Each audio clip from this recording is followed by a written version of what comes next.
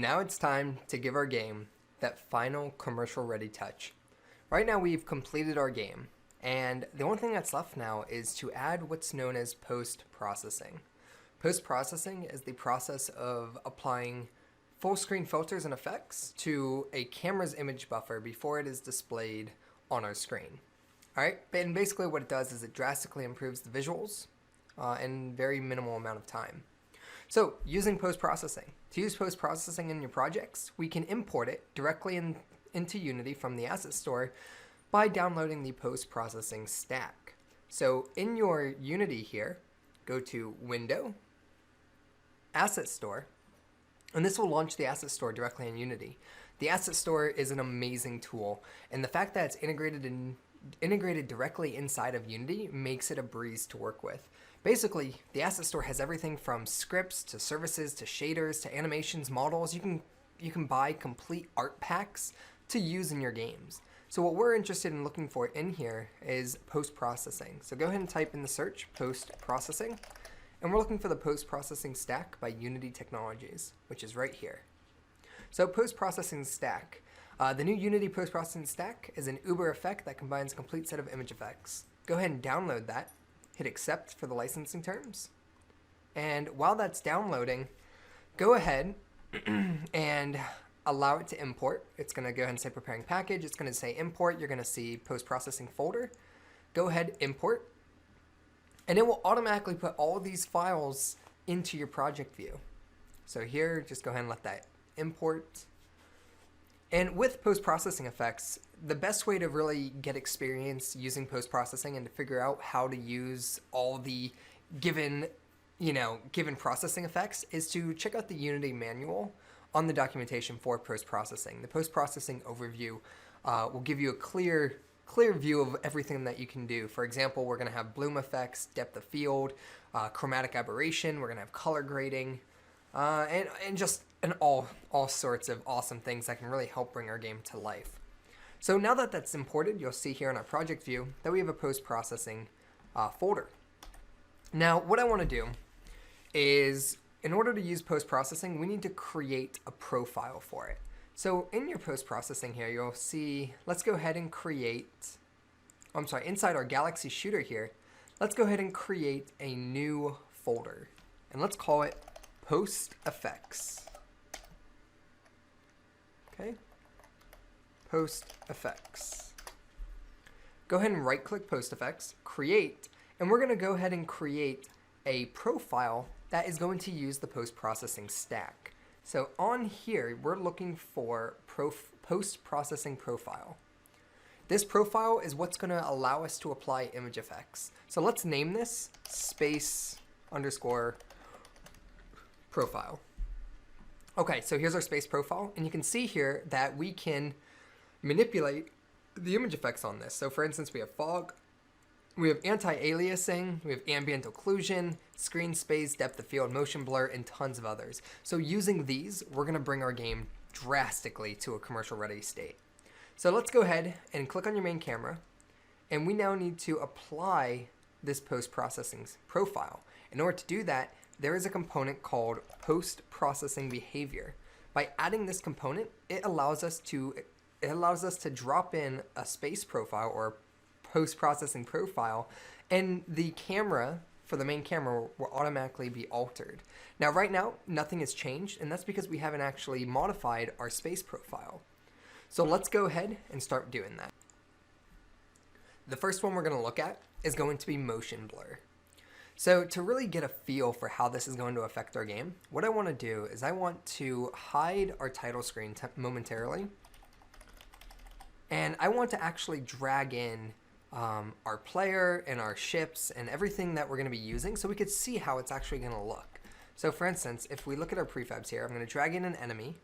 I'm going to go ahead and position them over here. I want to drag in a player. It'll be here. And let's go ahead and add a power up in here. So here we have, and as well as your laser. Go ahead and drag your laser in there so we can see how that's going to look. Because all of these images are about to get insanely upgraded here. So now, let's see, I'm missing one more thing. What else did I want to add in here? I got my player, my enemy, and let's go ahead and do a let's go ahead, we can do a power up. So go ahead and throw one of our power ups in there. Okay. So now let's go ahead and click back on the main camera.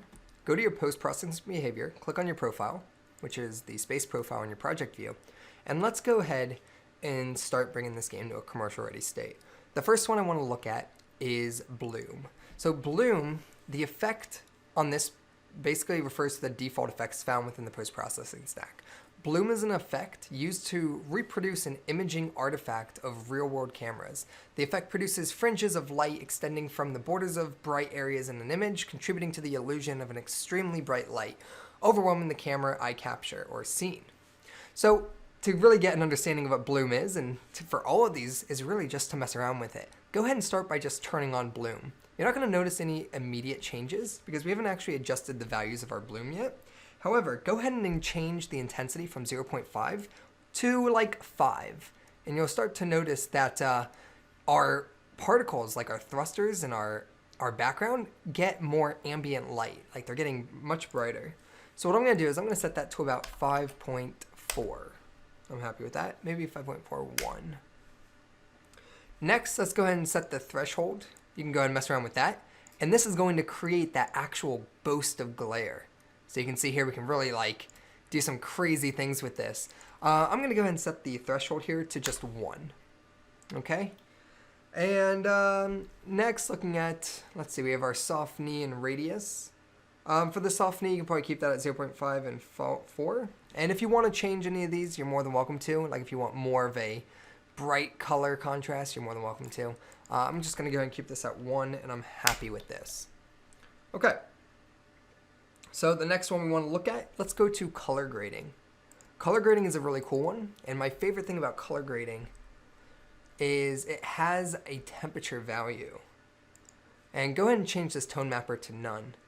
And what's awesome about color grading is this temperature value. So like the lower the temperature, the more blue your scene gets. The warmer the temperature, the more red. So you can really do some awesome, cool effects with color grading. So what I'm going to do here is my post exposure. I'm going to set this back to 0. My post exposure, go ahead and like drag that up to like 1.4. And you'll see here that it's really brightening the colors. So I'm going to make that about 1.42. And then for the temperature, go ahead and adjust that to whatever you'd like. I'm going to go for a much cooler temperature. So maybe like, maybe too cool. What does like -5 look like? No, not cool enough. I'm going to go ahead and put it down to about -22. I'm happy with that. Let's see here. And then for our hue shift,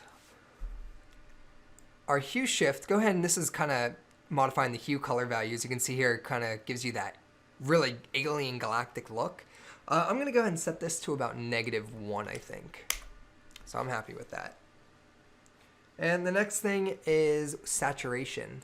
We can go ahead and set our saturation. You can move that up maybe a bit, see what that does. Just mess around with these toggles. So here we kind of have this gray and black scale. But I'm going to go ahead and move it up maybe to about 1.13. And then we have our contrast, color contrast. So here, you can see here, no color contrast. And then we have our color contrast. So I'm going to go ahead and set that to about 75%, 0.75. I think that looks pretty good. Then we have our channel mixer, and I don't know if we're really going to touch any of this. If you wanted to, though, you can multiply the red values, the green values, and the blue values. For the most part, though, I'm going to go ahead and just keep this at 1. Yeah, I'll keep it at 1. And then you also have these trackballs. So if you're familiar with any design tools, or if you've ever done any VFX, or you've done commercial animations before, a lot of this might be very familiar to you. But like I said, guys, the best way to get familiar with post-processing effects is to just mess around with all of the toggles and check out the Unity manual for post-processing, where you'll find detailed information about each of these settings. So our game is actually looking really good right now. I think the last thing I want to do is there's a Vignette setting. So let's click on the Vignette setting, scroll down, let's go and collapse this one. And here we have a Vignette, or I believe it's Vignette, maybe Vignette. But what I want to do with this, guys, is go ahead and set it to classic, the color, make sure it's black, and we're going to change the intensity of it. So this kind of just gives us like a it kind of forces you to focus in on something. So like in photography, vignetting, or whatever this word is the term used for the darkening and or like desaturating towards the edges of an image compared to the center. So this is usually caused by thick or stacked filters. So what I want to do here is I want to set this to about 37. Let's see how that looks. 0.37. And we'll go ahead and set everything else. Everything else can actually stay how it is. All right. And let's see here. And I think that's really much it for what I'd like to do. If you want, you're more than welcome to mess around with some other things though. For instance, there's ambient occlusion, which creates depth, keeps everything from looking flat. We're going to use that in our 3D game. You have things like reflection probe, creating an image of what can be reflected, which we'll also get into with the 3D game. And then we have things like depth of field, how far you want to be able to focus. You have color grading. It's a way to blend your images together. You have chromatic aberrations, which is basically like a flaw in a camera lens. And then just like what we just used here, we have vignette, which adds a shade and forces the viewer to look straight ahead. So and you can see that we created that sort of edge, right? We're focusing in on our game here. Alrighty. So that pretty much wraps up our demonstration of post-processing. Post-processing effects is used to give your games that commercial-ready look and feel in a matter of minutes. So let's go ahead, save our scene.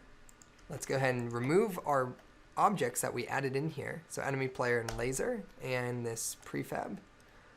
Triple shot power up. Go ahead and save your scene. Let's go ahead and run our game one last time. And real quickly, I want to re-enable the title screen. Let's go ahead and run this. And we'll hit space.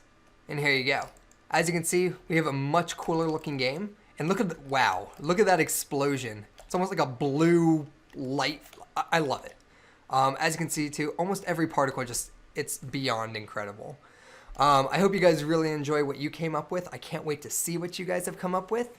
And last but not least, guys, what we're going to do now is we're going to go to collab, and let's go ahead and commit our final changes. So here we've implemented audio and animated SFX, as well as post-processing effects. Publish now, save your scene, and I'll see you guys in our final section.